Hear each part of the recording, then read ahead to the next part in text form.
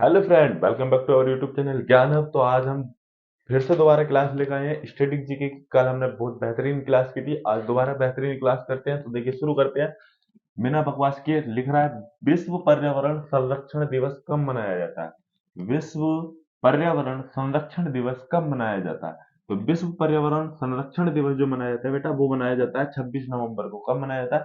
26 नवंबर को। 26 नवंबर से याद आया कि विधि दिवस, क्या विधि दिवस, विधि दिवस भी, और विधि दिवस के साथ साथ संविधान दिवस, संविधान दिवस, संविधान दिवस जो कब से मनाना शुरू कर दिया गया है? 2015 से। संविधान दिवस 2015 से। और यहाँ पे देखेंगे विश्व पर्यावरण पर्यावरण संरक्षण दिवस 26 नवंबर हो गया। 26 नवंबर को ही मनाते हैं विधि दिवस और संविधान दिवस। यहाँ पे ऑप्शन में लिखा हुआ है 1 दिसंबर। 1 दिसंबर को मनाया जाता है एड्स दिवस, एड्स दिवस, एड्स डे। ठीक है, एड्स दिवस मनाया जाता है 4 दिसंबर को। 4 दिसंबर को क्या मनाया जाता है? तो 4 दिसंबर को नौसेना दिवस मनाया जाता है। नौसेना, नौसेना दिवस। नौसेना दिवस से यहाँ से याद आया, बताइए थल सेना दिवस कब मनाया जाता है? थल सेना दिवस, थल सेना दिवस, थल सेना दिवस कब मनाया जाता है? तो थल सेना दिवस मनाया जाता है 15 जनवरी को। कब मनाया जाता है? 15 जनवरी को थल सेना दिवस मनाया जाता है, 15 जनवरी को। 23 दिसंबर, 23 दिसंबर से कुछ याद आ रहा है? 23 दिसंबर, 23 दिसंबर को मनाया जाता है किसान दिवस। क्या मनाया जाता है? किसान दिवस। और किसान दिवस क्यों मनाया जाता है? चौधरी चरण सिंह, चौधरी चरण सिंह, चौधरी चरण सिंह जी की याद में मनाया जाता है किसान दिवस। ठीक है, चौधरी चरण सिंह ये ऐसे प्रधानमंत्री थे जो एक भी दिन कहाँ नहीं गए थे?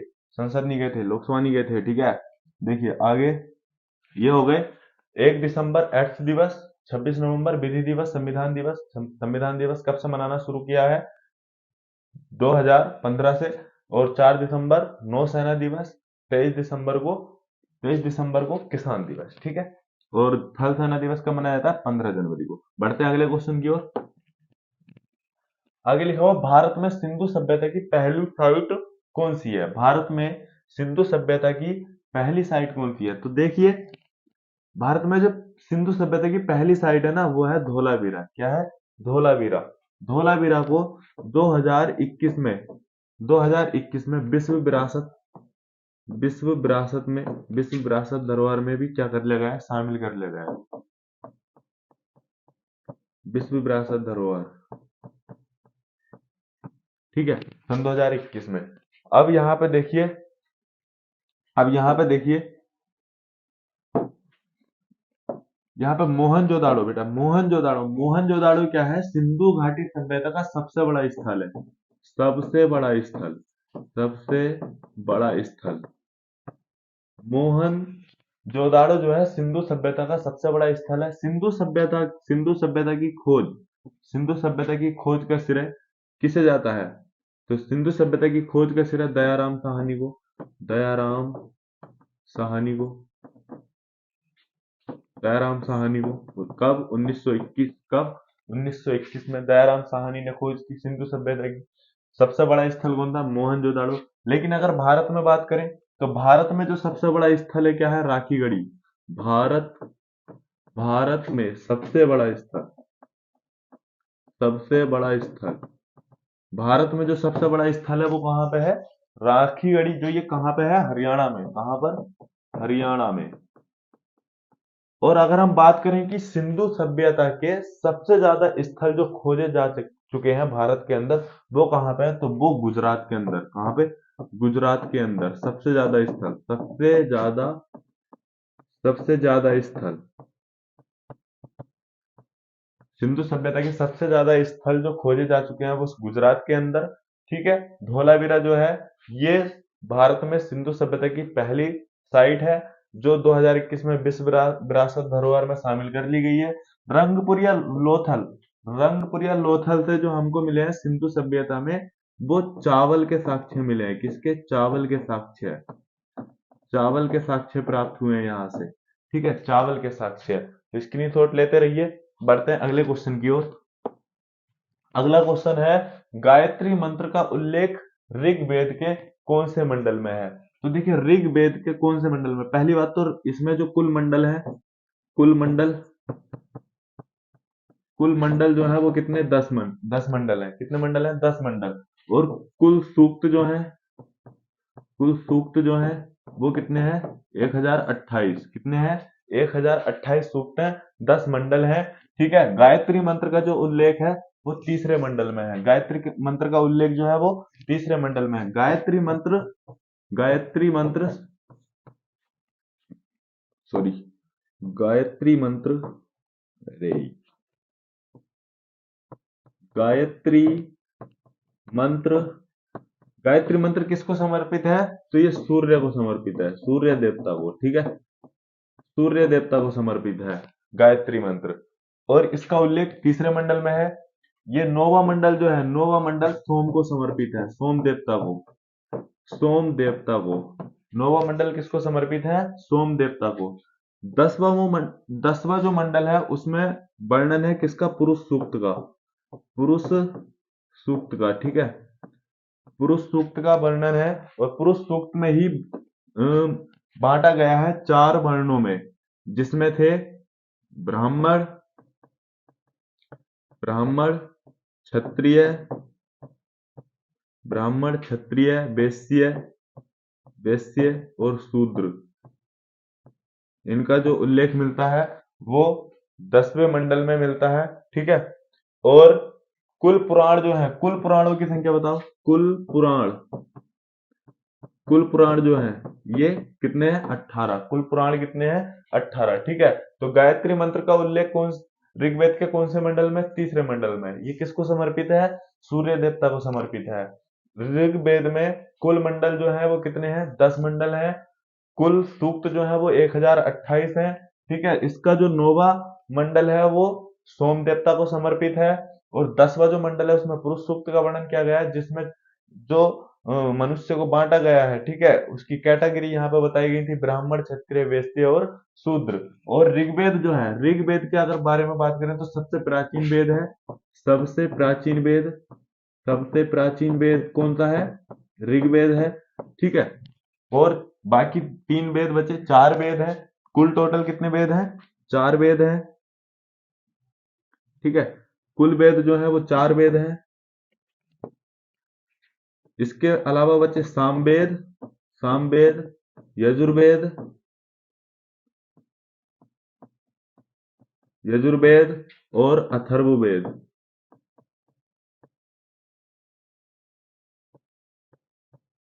ठीक है, अथर्ववेद। अब यहां पे देखिए,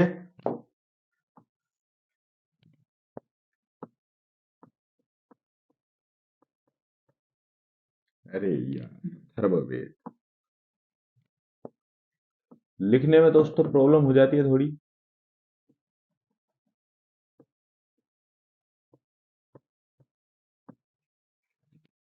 ठीक है, अथर्ववेद अभी भी गलत लिखा हुआ है।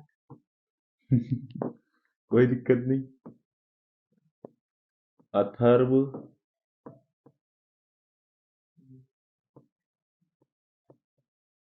ठीक है, अथर्ववेद। अब यहाँ पे देखेंगे सामवेद जो है, साम, साम का मतलब होता है शाम, शाम का मतलब होता है गान। क्या होता है? गान। यानी कि सामवेद संगीत, संगीत से संबंधित है। ठीक है, जितने भी मंत्र हैं, जितने भी सूक्त हैं, इन सब का गायन जो किया जाता है उसके बारे में वर्णन किसमें किया गया है? सामवेद में। यजुर्वेद में, यजुर्वेद में यज्ञों का वर्णन किया गया है, यज्ञों का वर्णन किया गया है। ठीक है, यजुर्वेद में यज्ञों का वर्णन किया गया है। अथर्ववेद जादू टोना, जादू टोना, और कैसे बस में होगी? सोना। कैसे बस में होगी? कैसे बस में होगी सोना, होगी सोना। मनचाहा प्यार पाए 5 मिनट में। ठीक है, बाबा जी के पास आए, 150 रुपए लगेंगे बस। मनचाहा प्यार। ठीक है, तो अथर्ववेद में क्या है? अथर्ववेद में है जादू टोना। अथर्ववेद में क्या है? जादू टोना, कैसे बस में होगी सोना। ठीक है, तो ये हुआ किससे संबंधित? वेदों से संबंधित गायत्री मंत्र का उल्लेख। बढ़ते हैं अगले क्वेश्चन की ओर। अगला क्वेश्चन है, सहायक संधि पद्धति शुरू की। सहायक संधि पद्धति किसने शुरू की? तो यहाँ पे देखिए, वैसे तो आंसर कुछ और है लेकिन ऑप्शन में आ गया कॉर्नवालिस। तो कॉर्नवालिस से क्या याद आ रहा है आपको? क्या क्या याद आ रहा है? कॉर्नवालिस, एक तो पुलिस, पुलिस पुलिस व्यवस्था किसने शुरू की? अरे पुलिस का मतलब जनक जिसको कहा जाता है वो किसको कहा जाता है? कॉर्नवालिस को। और इसको कहते हैं नागरिक सेवा का जनक। नागरिक नागरिक सेवा का जनक भी कहा जाता है। नागरिक सेवा का जनक।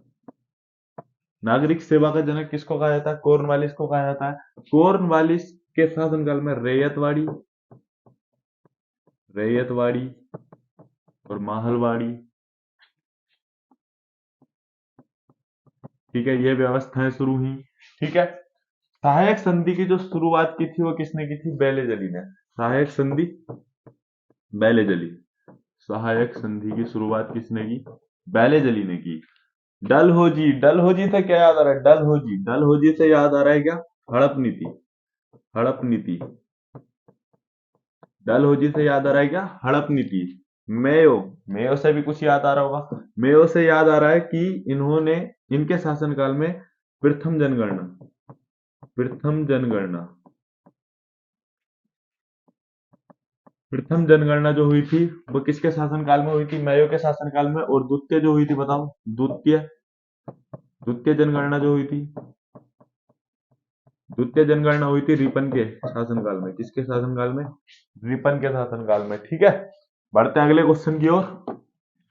अगला क्वेश्चन है, वेदों की ओर लौटो नारा किसने दिया? वेदों की ओर लौटो नारा किसने दिया? तो वेदों की ओर लौटो नारा किसने दिया था? दयानंद सरस्वती ने। किसने दिया था? दयानंद सरस्वती ने। यहां से दयानंद सरस्वती से याद आ रहा है कि इन्होंने आर्य समाज की स्थापना, किसकी? आर्य समाज की स्थापना, आर्य समाज की स्थापना की थी। ठीक है। और इन्होंने ही, दयानंद सरस्वती ने रामकृष्ण मिशन, रामकृष्ण मिशन चलाया। ठीक है, रामकृष्ण मिशन चलाया। इन्होंने, दयानंद सरस्वती ने वेदों की ओर लौटो नारा दिया, आर्य समाज की स्थापना। विवेकानंद, विवेकानंद भारत के वीर सपूत, भारत के एकमात्र ऐसे वक्ता जिनकी वजह से वॉशिंगटन तक भारत की पहचान बनी। ठीक है। जो ऐसे मतलब इतने अच्छे विचार इन्होंने प्रस्तुत किए वहां पे, मतलब इनको 2 मिनट बोलने का वक्त मिला और पूरे भारत को रिप्रेजेंट कर दिया अपनी 2 मिनट की वाणी में। तो विवेकानंद, विवेकानंद से कुछ याद आ रहा हो इंपोर्टेंट? 12 जनवरी, 12 जनवरी क्या याद आ रहा है? 12 जनवरी को युवा दिवस। क्या मनाया जाता है? युवा दिवस। किनकी याद में? विवेकानंद जी की याद में। 12 जनवरी को युवा दिवस मनाया जाता है, किसकी याद में? विवेकानंद जी की याद में। ठीक है। और प्रथम धर्म सम्मेलन में भाग लेने वाले व्यक्ति, धर्म सम्मेलन में, धर्म सम्मेलन, धर्म सम्मेलन में भाग, धर्म सम्मेलन में भाग लेने वाले प्रथम व्यक्ति जो थे, प्रथम व्यक्ति, ठीक है, तो धर्म सम्मेलन में भाग लेने वाले प्रथम व्यक्ति विवेकानंद। अब यहाँ पे देखिए, राजा राम मोहन राय, राजा राम मोहन राय से क्या क्या समझ में आ रहा है आपको? क्या याद आ रहा है राजा राम मोहन राय से? ठीक है, तो ब्रह्म समाज की स्थापना, ब्रह्म समाज और सती प्रथा का अंत, सती प्रथा का अंत, ब्रह्म समाज और सती प्रथा का अंत, सती प्रथा का, सती प्रथा का अंत किया था, ब्रह्म समाज की स्थापना की थी। तो स्क्रीनशॉट लीजिए। बढ़ते हैं अगले क्वेश्चन की ओर। अगला क्वेश्चन है, सबसे लंबा कार्यकाल किस प्रधानमंत्री का था? ठीक है, सबसे लंबा कार्यकाल किस प्रधानमंत्री का रहा है? तो देखिए यहां पे देखेंगे, पहले देख लेते हैं इंदिरा गांधी, इंदिरा, सॉरी हमने आंसर टिक कर दिया है। जो सबसे लंबा कार्यकाल रहा है वो किसका रहा है? पंडित जवाहरलाल नेहरू का। किसका रहा है? पंडित जवाहरलाल नेहरू का। लाल बहादुर शास्त्री, लाल बहादुर शास्त्री पद पर रहते हुए, पद पर रहते हुए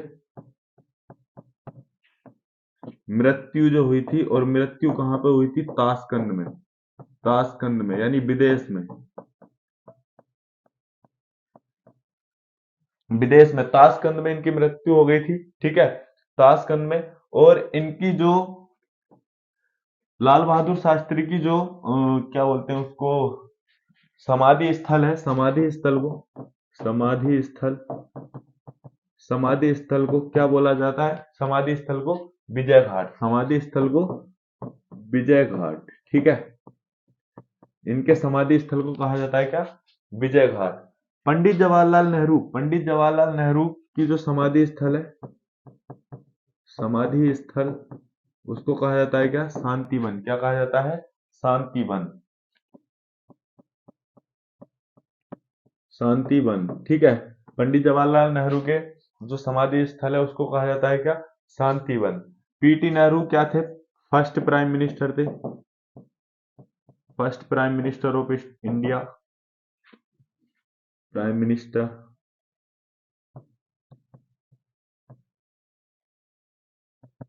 first prime minister of India कौन रहे हैं? Pandit Jawaharlal Nehru. Indira Gandhi first lady prime minister, first lady prime minister.